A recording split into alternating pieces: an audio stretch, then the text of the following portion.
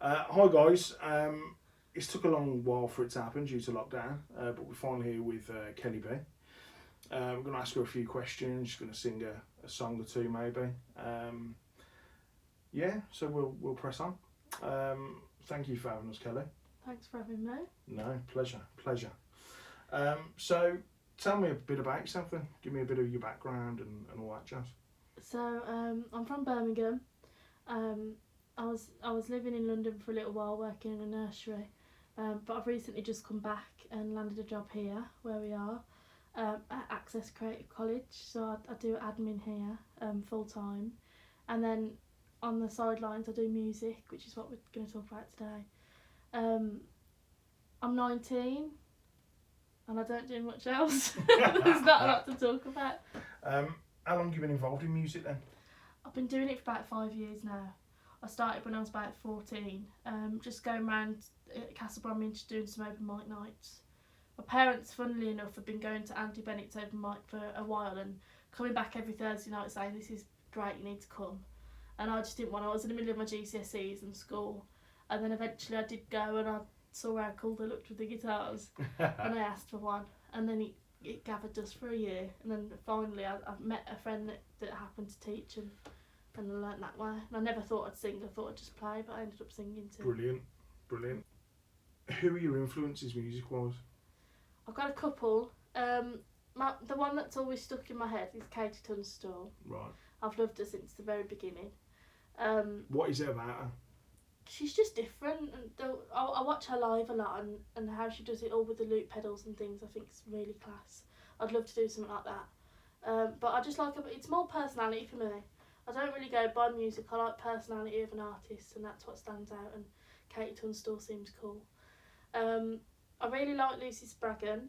I don't really bang on as much as I used to, because I used to be very much like listen to one sort of thing, and now I listen to a different set. But yeah, she's a big influence of mine. And then Billie Eilish I've grown to love. But when I'm working here in the day, I always listen to 80s. Whitney Houston, Tina Turner. I was going to say, that brings me on nicely to my next question, which is, what was your favourite era of music for you to listen to? 80s dance, stuff like that. But ever since TikTok came about, I've been listening to a lot of R&B, which is good. But I'll listen to anything. I'm not a big fan of rock music, but anything does me. Excellent, depending on your mood. Yeah. What would you say is your favourite music video? I've got two. Is that alright? If you've got 3, 4, it doesn't matter. I've got the one is a Lucy Spraggan one, and it's a song called Modern Day Frankenstein. Mm-hmm. And she's dressed up as Frankenstein in it, and loads of different characters, and she's just dressed dancing around like a lily, and it's brilliant. It just puts a smile on my face, and that's what I like about it. Excellent. It's a wicked song too, one that gets your dancing shoes on. Good stuff. And then the other one is a newer song by Katie Tunstall. It's called The River, and I was studying the song at this college when I studied here as a music student, and I was just watching the video and I could get so much from the song and the lyrics from it. So I love that. There's also one, I think it's called Happier. It's a newer song. I can't remember who it's by now, but there's a video about a family that by a dog, and it's a dog's life and things. Oh, no way. Yeah, and it's really emotional, but it's beautiful. Oh no, any emotion on it. Does the dog die at the end? Yeah, but they get a new one. Oh, that's out with the old and in with the new. Yeah. I'm not down with that. Not down with that. You've got a new single coming out called Downfall over the next, is it September the 22nd. September the 22nd, all being well. All being well, yeah. Tell me about it. What was your inspiration for it? So I wrote it.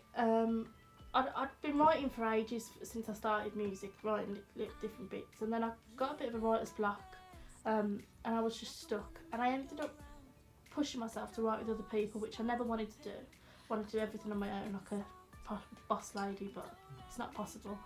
And I met up with a friend of mine, Will Underwood. To check him out, he's brilliant, and his songwriting is just the best. And we wrote this song together, but it's more of, he was a songwriter on it, but he hasn't recorded it or anything, so it's one that I'm going to record. And we wrote it together, and it was just about being positive because I've got so het up with people in my life, you know, struggling with depression and anxiety and things, and I've just, without sounding rude, just kind of had enough of it, and I wanted to break from it and try and be a bit more positive. And for me myself as well, struggling with different things, I needed something to make me a bit happier. So we got together and we sat down in the room next door actually, and I just said, let's write a happy one. And it's funny considering it's called Downfall because it sounds like it's going to be really traumatic, but it's not. And it's just about basically turning all the negatives on the arse and doing something good with yourself. And it's a really upbeat, happier song.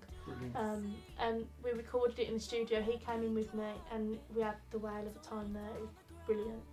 So I'm really excited to bring it out after my last single was quite a sad song. This one's more upbeat. It's my favourite song by far yet. So it'll be coming out on the 22nd of September, all being well.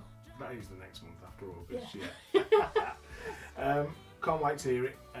And obviously you're going to play that for us shortly. In the whole studio process then, what would you say your favourite aspect is? I love all of it. Some bits of it get slow. You know, I'm not a massive fan. I play the guitar, but I find it a bit, you know, when they have to do so many different takes, it does get tedious for an artist because all they want to do is the creative stuff. But I love just hearing it come together, and every time I'm in the studio I kind of record snippets on my phone and see how it progresses, and it is magical. It's the most magical feeling when you go in with nothing and come out with something you're like the most proud of.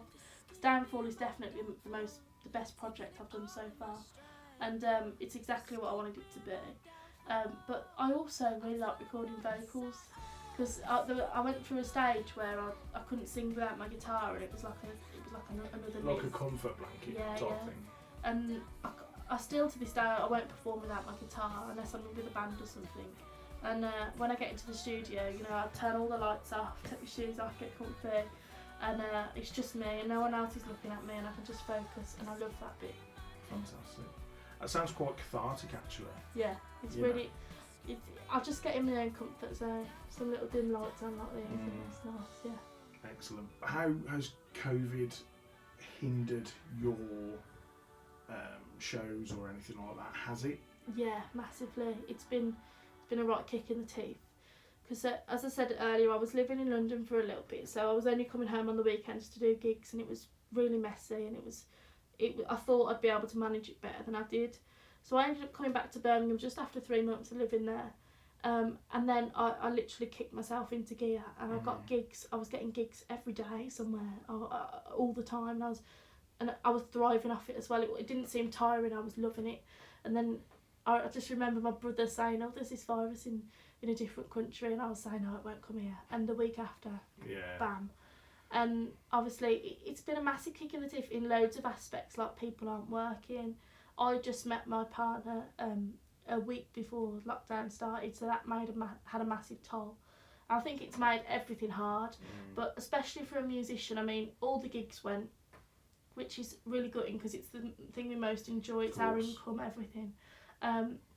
But do you know the one thing is I tried to do a live stream right at the beginning of lockdown, and a lot of people were working from home and not many people were watching, and because there wasn't that audience response, I really didn't enjoy it. Yeah. And I thought I would enjoy picking the guitar up, and it just made me think that, you know, you don't really appreciate it when you're an artist, but the audience is the best part of it. And that the vibe in a pub or in a club is the best bit. And I started a blogging page instead of doing music stuff. I was going to blog, and because my brand's sort of more personality based than music at the minute, and I tried that, and it gave me some sort of relief. But I've really just missed the people, just going in and giving everyone a hug and having a laugh. That's the best bit, and it's really hard to keep your music going without that. I think I know a lot of people have had a lot of time in lockdown and done loads. But I haven't found the passion's been really there, because I need that constant strive. You've put that really well, to be honest with you. And I know I watched an interview the other day with a golfer called Paul Casey, and he was doing really well in this tournament. And he says, "I'm not enjoying it. I'm completely flat." there's no crowd here. He said, I just feel like I'm just walking around the field. He says, I need the crowd for me to be up, for me to be performing at my best. Yeah.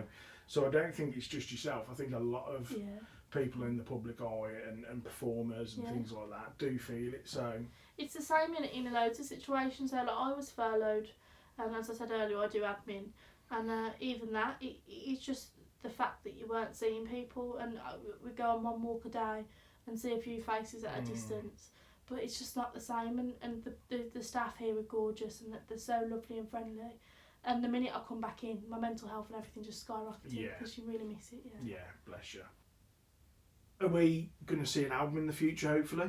Yeah, I've got some sort of rough plan that I've got 2 songs out already on all platforms under the name of Kelly B, and then my new one's coming out in September, and then over the course of the next year, I want to try and get 2 to 3 more recorded, and by Christmas next year I want to have an EP out. That's the next step for me. I already know what songs want to go on it and what's going to be the feature song and everything. It's just getting it done now. But it's a process that can't be rushed. It's got to be done. Absolutely. Well, look, thank you very much for your time. Thanks for yours. Genuinely appreciated it. And we're going to go to the live performance now.